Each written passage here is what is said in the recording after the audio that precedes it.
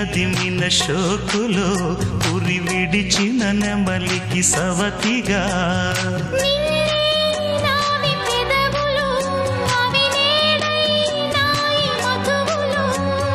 రెండు నాయి తనువులు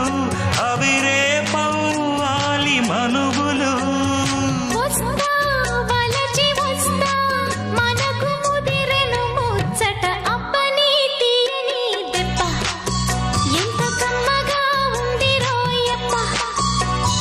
అమ్మ నేనున్న నీ బుగ్గ